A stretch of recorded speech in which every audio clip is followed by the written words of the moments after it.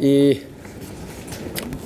한덕수 대통령 권한대행에 대한 이 탄핵 심판 선고가 벌써 지난달 19일 1차 변론 90분 만에 끝났습니다.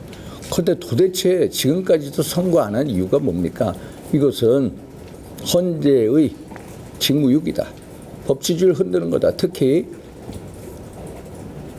어제 그저께 우리 지난 1월 바이든 행정부에서 우리를 SLC, Sensitive, SCL이라고 그러죠.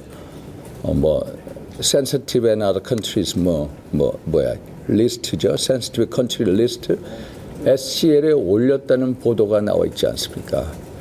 아니, 미국과 동맹을 맺고 있는 국가 중에 이런 식으로 우리를 심각한 기술 이전을 우려한다 라는 민감 국가 목록에 올렸다.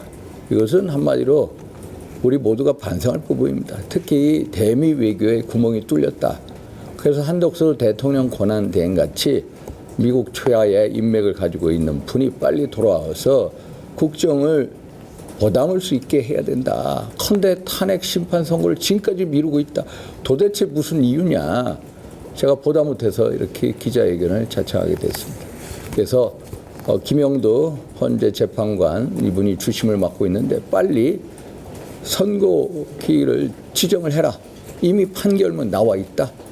라고 저는 생각을 합니다. 그래서 왜 자꾸 꾸물거리냐. 분명히 민주당의 눈치를 보는 게 아니냐. 이런 국민적 의혹을 살 수밖에 없다.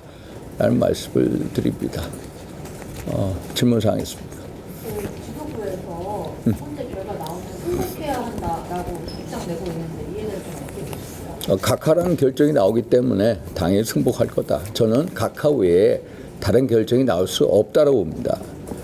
왜냐하면은 헌재의 대통령 탄핵 심판 과정이 불공정과 불법과 정치 편향성으로 점철돼 왔습니다. 쉽게 말씀드려서 내란죄 부분 삭제한 거 이것은 탄핵소추 사유의 동일성 원칙에 따라서 당시 헌재가 각하를 지켜서 국회에서 재의결 절차를 거쳤어야 됩니다. 그리고 제가 매번 말씀드리자는 헌법재판소법 24조, 32조, 40조, 51조 등 소위 말해서 헌재가 스스로 헌재법을 위반한 사례가 10여 차례가 넘는다고 합니다.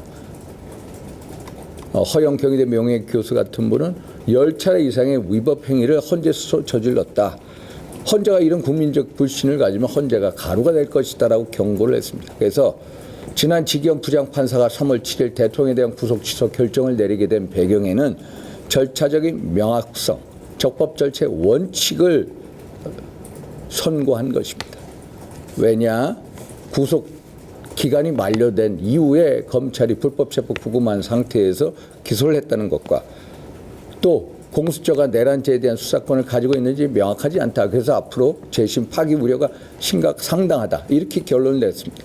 그게 적법 절차의 원칙, 절차적 정의를 강조를 한 건데 헌법재판관 8분도 똑같이 서울중앙지법 형사 25부 재판장 지기현 부장판사의 판결문을 똑똑히 잘 알고 있을 겁니다. 그래서 헌법재판소가 스스로 탄핵심판 과정을 돌이켜 본다면 이렇게 헌재가 10차례 이상의 위법 사례를 스스로 저질렀기 때문에 절차적인 정의를 잃어버렸다. 그래서 절차적인 흠결과 절차적인 불법은 탄핵 심판 결과의 정당성을 담보할 수 없습니다. 그래서 탄핵 각하가 답이다. 이런 말씀을 드리는 겁니다. 그런데 야권에서는 대통령께서 직접 이러한 승복 관련한 메시지를 내야 한다는 주장 나오는데 이거에 대해서 아니 대통령께서도 가만히 탄핵 각하가 될 것이라고 당연히 생각하고 계실 거 아닙니까? 그래서 대통령이 그거에 대해서 각하 결정이 나오는 거에 대해서 이렇다 저렇다 말씀을 말씀을 하실지 아닐지 모르겠지만 현재까지도 우리 변호인단이나 저나 기본적으로 각하가 될 것이다 라는 확신을 갖고 있다 라는 말씀을 드립니다. 또 선고일이 나경원 대표님은 이재명 대표 의심 선고 이후에 나야 된다고 말씀하셨는데 근데 헌재 스스로 판단할 몫입니다. 예를 들어서 나경원 대표께서 그런 말씀하는 이유는 당연히 3월 26일 이 이재명 대표의 공직선거법 위반 이 선고가 1심에서의 징역 1년 집행유예 2년을 받았습니다마는 적어도 벌금 100만 원 이상의 형이 떨어질 것이다. 그래서 피선거권 박탈되는 형이 나올 것이다. 그렇게 되면은 헌재 재판관들이 민주당의 눈치를 오히려 안 보도 될 상황이 오지 않냐. 그래서 각하라는 결정을 쉽게 낼 것이다. 이런 맥락에서 26일 이후에 내릴 것이다. 라는 이제 말씀하신 듯해요. 저는 뭐 헌재가 어느 날짜를 30일 이후에 해라, 뭐 전에 해라. 저는 뭐 그런 위치에 있지도 않고요. 헌재 스스로 판단하는데 어떤 날짜에 대한 지정보다 중요한 것은 헌재 평의가 이런 절차적인 불공정, 절차적인 불법에 대해서 스스로 되돌아보는 계기가 되고 헌재가 국민적인 불신이 45% 달하는 이 마당에 최고의 사법부의 보루가 되기 위해서는 진정 올바른 판단을 해야 된다. 그게 탄핵 각하다. 이렇게 판단을 하고 있습니다. 의원님 헌재를 가로로 만들어야 된다라는 발언이 좀 논란이 되고 있는데 가로는 예를 들어서 허영 경희대 교수님이 어느 모 잡지에서 말씀하신 겁니다. 국회가 이런 식으로 국민적인 불신을 받게 되면 아마도 가루가 된다는 것은 폐지가 될 거다. 헌법재판소 없어질 거다. 이런 걸 경고하신 겁니다. 이 가루가 된다는 것은 우리 허영 경희대 명예 교수님의 표현입니다. 또 정진 씨 됐습니까? 오늘은 헌재 앞에서 계속 하고 있고요. 제가 오늘 아침 9시에도 가서 전한길 선생 또 조배숙 의원 또 김미애 의원, 성일정 의원 여러 의원들하고 헌재 둘레 걷기 탄핵 각하의 길 걷기 행사를 했습니다. 내일도 아침 7시에 계속 하게 됩니다. 그래서 그때는 아까 박순태 의원, 조재현 의원이 1인 릴레이 시 하고 있었고요. 오늘은 김석기 의원, 강대식 의원, 엄태영 의원 이런 분들이 하는 것으로 알고 있습니다.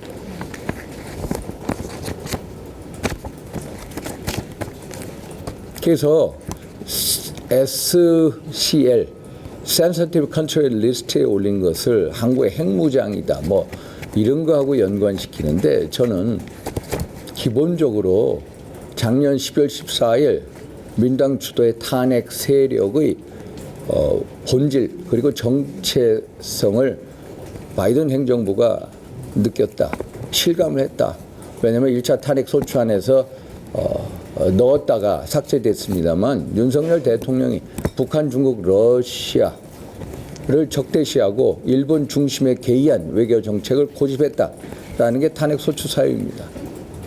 결국 이게 엄청난 국민적인 여론에 부대껴서 일단 탄핵 소추안에서 삭제를 했습니다만 미국 조야에서 민당 등 탄핵 주도 세력의 본질 어떤 정체성에 대해서 너무나 잘 알고 있습니다. 이 사람들이 집권했을 때 한미관계, 한미일 삼각협력 또 동북아 국제 관계에 있어서 어떤 미국에 대해서 어떤 입장을 취할 것인가 적어도 민당 등 탄핵 주도 세력이 집권한다면 북한, 중국, 러시아 편향적인 외교를 할 수밖에 없다. 그렇게 되면은 결국 최첨단 기술이 그런 나라에 유출될 수 있다는 우려를 갖고 있다. 핵무장하고는 전혀 상관없는 겁니다. 핵무장 하려면 도저히 예를 들어서 뭐 앞으로 1년 내에 될 수 있는 문제가 아니거든요. 핵무장 하려면 수년이 걸립니다. 일단 미국 조야를 설득해야죠. 그리고 뭐 플루토늄, 우라늄 문제도 또 풀어야죠. 그래서 지금 IAEA의 어떤 우리 사찰, 특별 사찰, 우리가 사찰 대상국이기 때문에 우리가 뭐 핵 무슨 기술 이전 뭐 이런 거하고는 전혀 상관이 없다. 그런데 자꾸 핵무장하고 관련시키는 민주당의 이 어떤 이 말도 안 되는 이런 뒤집어 씌우는 행태, 이게 문제가 아니라 민주당과 탄핵 주도 세력 때문에 이렇고 또 중국 등 미국의 어떤 패권 경쟁 국가에 대한 기술 유출 우려 때문이다. 이게 명확합니다. 민주당하고 중국 때문에 이렇다는 말씀을 드립니다. 됐습니까? 응? 됐습니까? 하겠습니다. 전시 갑니다.